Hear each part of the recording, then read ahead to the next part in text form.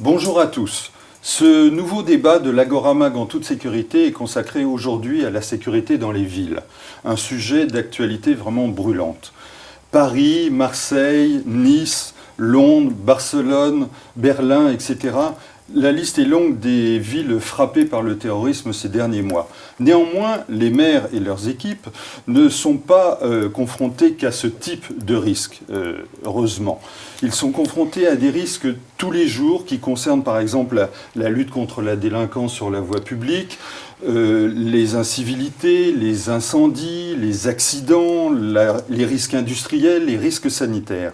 Alors, pour évoquer tous ces problèmes, j'ai fait appel à deux responsables de communautés urbaines tout à fait différentes. Tout d'abord, à ma gauche, Caroline Posmentier-Sportiche, vous êtes adjointe au maire de Marseille, déléguée à la sécurité publique, à la prévention de la délinquance de la ville de Marseille, donc une ville qui compte à peu près 900 000 habitants, un petit peu moins, et puis 7 millions de touristes, c'est énorme, et à peu près 15 000 commerces. Benoît Noble, à ma droite, vous êtes élu de terrain et référent sécurité civile pour l'Union des maires des Yvelines. Les Yvelines, c'est à peu près 260 villes, dont les plus importantes sont Versailles, Vélizy, Saint-Quentin-en-Yvelines et Lancourt, et à peu près 1,5 million d'habitants. Alors, Caroline Posmentier, Marseille, c'est une question banale. Est-ce que Marseille est une ville sûre? On parle assez souvent de règlement de compte, mais est-ce qu'au quotidien, les Marseillais se sentent en sécurité dans la ville? À Marseille, deuxième ville de France, une grande capitale régionale et aussi une grande métropole euroméditerranéenne. Avec ça, vous avez compris qu'elle connaît tous les avantages et les inconvénients de ces grands territoires qui maintenant, depuis quelques années, connaissent un développement à la fois en termes d'attractivité touristique, vous l'avez rappelé, de grands événements. Vous voyez, nous avons reçu l'Euro 2016, nous avons été capitale européenne de la culture en 2013, capitale européenne du sport cette année, et nous sommes maintenant ville olympique pour 2024. Donc Marseille, depuis maintenant quelques années, a eu cette volonté, une politique très volontariste de la part du maire sur les enjeux de sécurité et de tranquillité publique. Bien entendu que rien n'est parfait. Il nous appartient de continuer à travailler dans le cadre d'une véritable politique de sécurité globale avec notre partenaire, l'État, mais aussi avec tous les acteurs de la prévention et de la sécurité. Aujourd'hui, à Marseille, les caméras de vidéoprotection, nos policiers municipaux, qui sont au nombre de 450, je rappelle qu'en 2008, ils étaient moins de 200, bien tout ça, bien entendu, rassure la population. Je me rends très souvent sur le terrain et au cœur de réunions dans la proximité avec les associations, les comités d'intérêt de quartier. Je sens que les Marseillais se sentent plus en sécurité. Mais attention, cette politique de la sécurité est une politique devant laquelle il faut être très humble. Elle se fait dans le partenariat et la coproduction, et c'est ce que nous continuons et nous poursuivons à faire à Marseille. Alors vous avez beaucoup misé sur la vidéosurveillance, la vidéoprotection ces dernières années. Vous êtes en train d'ailleurs de lancer un second plan, je crois, pour équiper encore 1000 caméras. Quels sont les résultats de cette politique? Bien, écoutez, effectivement, cette politique de sécurité, elle marche sur ses deux jambes, à la fois sur les hommes. Je vous rappelais des renforts de la police municipale, de sa réorganisation, de la dotation de moyens modernes. Pas plus tard que dans quelques jours, nous allons équiper d'un nouveau moyen de sécurité nos agents avec les caméras individuelles. Nous les avons dotés du gilet pare-balles. Et c'est aujourd'hui une police municipale qui est armée et qui travaille en H24, ce qui n'était pas le cas il y a quelque temps, à la fois sur la voie publique, mais aussi au centre de supervision urbain. Nous avons commencé dès 2010-2011 à lancer nos marchés. À ce jour, ce sont 1020 caméras qui sont installées dans tous les arrondissements de la ville.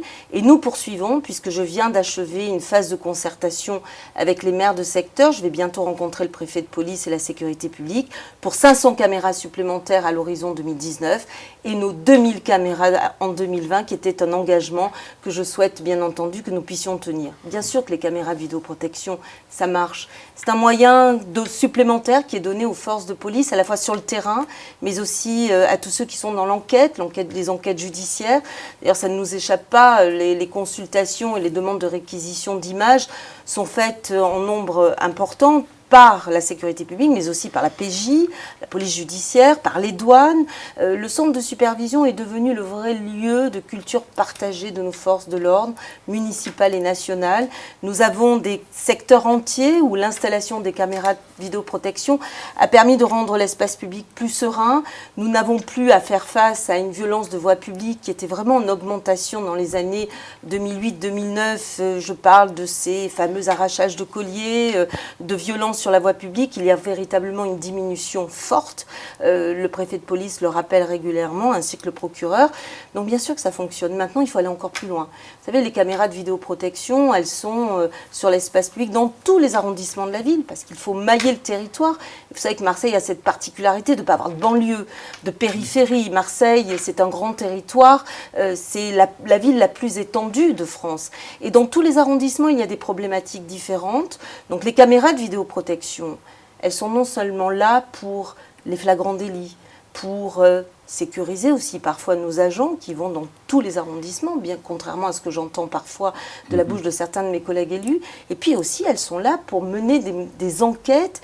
Et dès le départ, alors qu'il n'y avait à l'époque que quelques caméras, elles ont fait leurs preuves. D'ailleurs, tous les jours, nous sommes en relation avec le préfet de police et le procureur qui nous confirment l'intérêt d'avoir mis en place ce dispositif.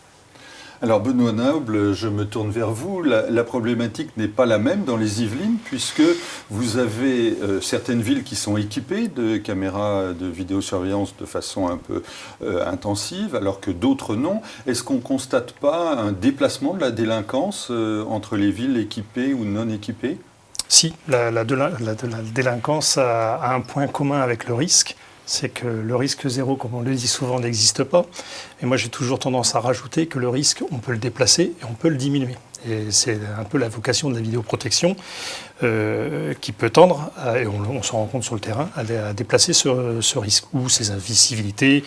Par contre, ça ne déplacera pas les accidents et les risques en termes comme vous le disiez tout à l'heure, en termes d'accidents ou technologiques ou climatiques. Par contre, la vidéoprotection, et je rebondis sur ce que vous dites, permet non seulement, comme le disait ma collègue, de veiller à toute cette sécurité publique, mais également en matière de sécurité civile, à permettre, pour le bien de nos populations et la sécurité de nos administrés, de nous apporter un outil qui va nous permettre de rechercher une personne disparue, une personne vulnérable. Vous confirmez que la vidéo est vraiment utile et qu'elle permet de déplacer. Alors la délinquance, ça veut dire que ça incite les autres villes à s'équiper ? Tout à fait. Mais après, si on fait un report de plusieurs décennies, si toutes les villes demain se dotent de vidéoprotection, vous allez déplacer les incivilités ou les risques liés aux actions pénalement répréhensibles sur les territoires plus ruraux, qui eux, malheureusement, n'ont pas les moyens de se doter de tels moyens, de tel matériel. Alors, s'équiper de vidéoprotection, est-ce que ça coûte cher ? Très cher. Oui. Très cher. Mutualiser, on ne peut pas, puisque quand vous équipez, alors on le fait en collaboration avec les personnels de la police nationale ou de la gendarmerie nationale selon le territoire, qui vont venir vous apporter tout leur savoir-faire et le bon positionnement de ces matériels. Mais une fois que le matériel est posé, il est posé. Donc vous ne pouvez pas mutualiser avec une autre commune ou à une autre agglomération de communes. Vous pouvez créer des liens pour avoir une traçabilité, et on en parlait, ma collègue en parlait tout à l'heure, sur le suivi des affaires judiciaires, mais on ne peut pas mutualiser. On ne peut pas mutualiser, il faut donc créer des investissements. Alors, à Marseille, je suppose que le budget est conséquent en matière de sécurité urbaine. C'est quoi le chiffre, en gros ? Bien. Moi, je rebondis sur votre question. Il est évident qu'à l'investissement, lorsque la ville de Marseille a investi pour la construction de son centre de supervision urbain et l'installation de 1000 caméras, c'est un budget de 17 millions d'euros. Pour autant, sur la phase d'investissement, nous avons, grâce au Fonds interministériel de prévention de la délinquance, une aide de l'État qui est à la hauteur de 50%. Et le département également des Bouches-du-Rhône a abondé en investissement à la hauteur de 30%. Et sur les prochains développements et installations de caméras de vidéoprotection, nous avons demandé au département de s'investir de nouveau. 80% aux abords des collèges, donc c'est important, ça va vraiment nous permettre de poursuivre ce développement. Mais ce qui est le plus lourd pour la municipalité, c'est le fonctionnement. Et en termes de fonctionnement, nous devons réfléchir véritablement, parce que nous avons encore beaucoup de réseaux opérés, nous devons louer des lignes. Et dans la mesure où Marseille non seulement se développe, mais se transforme, nous avons la chance de travailler en totale coordination avec tous ceux qui interviennent sur la voie publique pour anticiper partout où il y a la possibilité d'être en réseau propriétaire. Donc ça, c'est un point important, parce que nous sommes à l'heure actuelle, pour 1000 caméras, pas loin des 3 millions d'euros de fonctionnement. Vous voyez que c'est un coût important et qu'il n'est pas question que nous laissions un outil qui grève le budget de la municipalité, encore qu'aujourd'hui, le nôtre est encore raisonnable. Pour autant, ce que nous voulons aujourd'hui, c'est regarder du côté de la vidéo intelligente.